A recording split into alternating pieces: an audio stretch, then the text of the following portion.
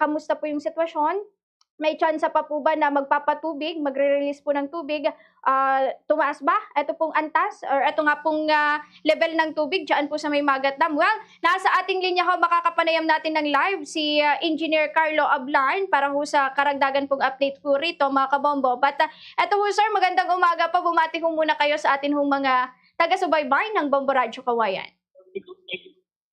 Yes, ma'am, Momo Princess, magandang umaga sa inyo, lalo na sa mga nakikinig ng inyong programa. Magandang umaga po. Eto ho sir, sa mga update, eto marami po kasing nagtatanong ho sa amin regarding ho dito sa antas or level ng Magat as of now. Kasi pansin nga po natin sa mga nakalipas pong pagkakataon, meron po yung mga pag-ulan na naranasan. So kamusta ho sir? Eto nga pong status. Ayun ma'am, ang elevation natin ngayon ay umabot na ng 168.32, no? At yung ating inflow, sa oras na ito is 366.28. At yung ating pinakakawalan ay ito lamang, yung 15.50 para sa irrigation lang po yan. At sa ibang mga kanal, nag-suspend po tayo ng irrigation diversion requirement sa ibang mga kanal. Pero yung kung ating maalala, nag-uulan nga days past few days at halos araw-araw maaabot na yung pagtaas niya ng 1 metro. At tamba naman ng mga nasa downstream natin, malayo po na tayo ay mga pagbukas ng ating spillway gate since yung normal high water level natin is 190. So medyo malayo-layo pa Princess yung ating opening ng spillway gate. Pero pagdating po pala dito sir, ano yung mga naitalang nga pong pag-ulan kamakailan, meron din po, hindi po kasi lingid sa atin mga kababayan, especially sa mga farmers din po natin itong cloud seeding. So at some point po sir, nakaapekto rin po ba ito sa pagtaas ng level ng tubig dahil nga po sa mga pag-ulan po na naranasan po natin lately? Initially ma'am, before ng ating mga LPA, meron naman tayong cloud seeding operation na successful, and may rainfall na naitala din within the ating area. So yun, nakatulong din na tututusin na bumupito. Pero kamusta po pala yung coordination po sir pagdating po dito sa binabanggit po nating cloud seeding pat inaasahan pa po ba na mas mapapataas pa po sir itong level ng tubig kung sakasakali dyan po sa May Magat Reservoir po? Ayun na ma'am, hininto, sinuspend lang din naman yung ating cloud seeding operation dyan sa Kawayan, sa head office po natin, sa Engineering and Operations Division, na actually nakatutok yun, BSW, MND, Air Force. At kapag wala na itong LTA, over disturbance, magtutuloy-tuloy pa rin yung operation nito, and inaasahan din natin na at least kahit paano may maitutulong ito sa pagtaas ng ating reservoir Momo Princess. But as to eto nga pong mga nangangailangan po kasi ng tubig sir, I don't know kung anong stage na po yung kanilang mga pananim, pero meron po yung mga nagtatanong po sa amin po ulit-ulit sir kung kailan po mapapatubigan sa kanilang area or kailan po possible na mag-release po ng tubig para makinabang daw po yung mga farmers po natin. So anong status po niyan sir? Yun ma'am, magre-resume na tayo since wala naman ang mga pag-ulan sa ating area. Possible resumption is this morning para makapagpatubig na rin sila sa kanilang mga area. Hindi naman din lingid sa atin na malalakas yung pag-ulan na dumating sa ating serviceable area nitong mga nakarang araw ma'am. Kaya kinakailangan din natin na mag-suspend muna upang hindi makadagdag sa tubig ulan sa kanilang mga palayan. So yun ma'am,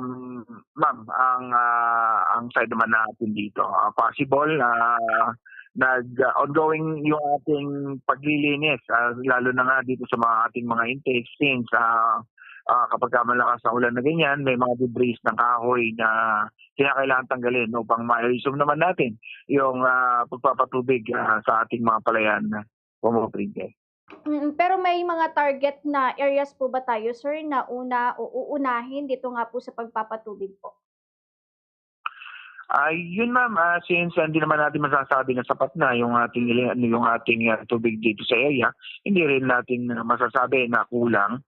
Lahat ng area na nangangailangan, lahat ng area ng ating service area ay kaya ng pagtubigan ng inflow natin na ma'am. Yes po. Pero doon po sa datos ho ninyo, sir, sa pakikipag-ugnayan na rin dito nga po sa Department of Agriculture, sa panig ho ninyo, dyan po sa Maynila, kamusta po ba, gaano ho karami, majority pa po ba ng mga farmers po natin ay nangangailangan pa rin po ng patubig or half na ho siguro ng mga farmers po natin dito ho sa nasasakupan po ninyo, sir?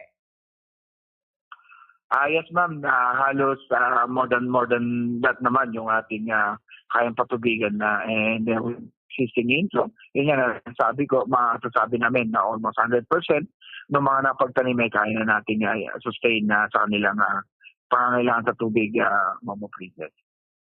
So wala na pong dapat ipangamba, sir. Eto nga pong mga kababayan po natin, especially sa mga farmers po. Yes, indeed po ma'am, pero eto nga nakita natin yung pagtaas ng elevation ng tubig. Huwag pa rin pakampante at kinakailangan pa rin natin magtipid at gawin yung mga technologies na naibahagi rin ng pamunuan ng NIA tulad ng alternate wet and dry. Yun din yung samo namin dito na tuloy-tuloy pa rin yung pagtitipid natin ng tubig sa ating mga palayan. At yun din, kailangan nilang makinig din sa ating mga kasamaan, lalo na sa mga division officers natin. At meron naman tayong kasama doon na nakatutok sa kanila kung paano yung gagawin at kung ano yung gagawin. So, yun po, ma'am. Yun na lamang po siguro, sir, sa mga pagkakataong ito at makikikamusta pa ho kami sa mga susunod na pagkakataon regarding ho dito sa kung ano pong status ng bagat ho, sir. Unless meron pa ho kayong mga karagdagan na mensahe, sir, sa atin ho mga kababayan. Although kanina nakapagbigay na ho kayo ng mga paunang mensahe, pero kung may mga idaragdag pa ho kayo, sir, dito ho sa ating napag-usapan at karagdagang mensahe sa atin ho mga kababayan, sa mga farmers ho natin, just go ahead po, engineer. Yes ma'am, in behalf ng aming department manager na si Engineer Guillermo Michael Odimuloy, ang NIA, lalo na po ang NIA Maris, ay nagpapasalamat sa lagi niyong pag-anyaya sa amin upang may bahagi yung aming operasyon at mga ginagawa din dito sa Maris kung paano natin matulungan yung ating mga magsasaka. At yun na rin, inuulit ko na kahit na tumaas yung ating elevation ng bahagya, umabot nga ng 168.32 at posible na aabot siya ng 170 to 171 na magtipid pa rin sa tubig at i-practice pa rin natin yung alternate wet and dry at wag nating hayaan na tuloy-tuloy lang sa ating mga paddy fields yung pag-agos ng tubig at nasasayang din at pumupunta sa ating mga drainage. So, yun lamang, Momo Princess, maraming salamat po and magandang umaga po muli.